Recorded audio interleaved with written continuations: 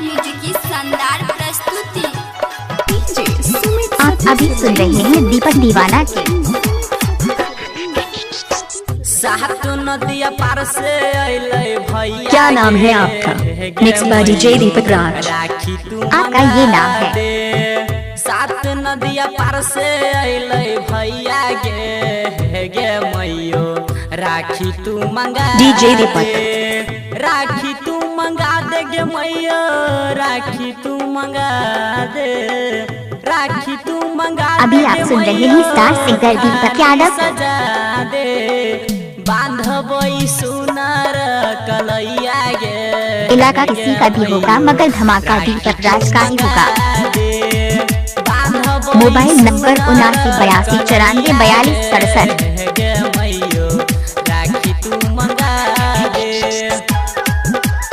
सिजोल सिजोल सिजोल। Planet music Darbhanga. Bajrang टोल सिजोल। सोन की बाजार से मैया mix by DJ Deepak Raj. हमारा ला नई काटू कपड़ा मंगाही बदले में। आप अभी सुन रहे हैं दीपक दीवाना के। डीजे दीपक।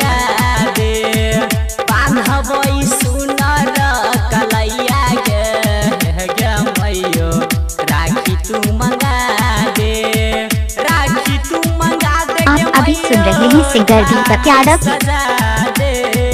राखी तू मंगा दे गे मैयो डीजे दीपक राज। बांधबई सुनर कलैया गे मैयो। Mobile number 7982944267। बांधबई सुनर कलैया गे मैयो। क्या नाम है आपका? डीजे दीपक राज। आपका ये नाम है? आप सुन रहे हैं प्लैनेट म्यूजिक की शानदार प्रस्तुति। डीजे दीपक। सब सहेली हमार केलकै तैयारी हम हो गे छियै मैया भैया के सिजोल सिजोल सिजोल। किनबे नहीं त एतै बर रोइया गे। बजरंग टोल सिजोल। राखी तू मंगा दे एलै हमर रमनजी भैया गे मैयो राखी तू मंगा दे राखी तू मंगा दे गे मैयो। क्या नाम है आपका? मिक्स बाय डीजे दीपक राज। आपका ये नाम है? राखी तू मंगा दे बांधबई सुनर कलैया गे मैयो। डीजे दीपक। राखी तू मंगा दे एलै हमर रमनजी सिजोल सिजोल।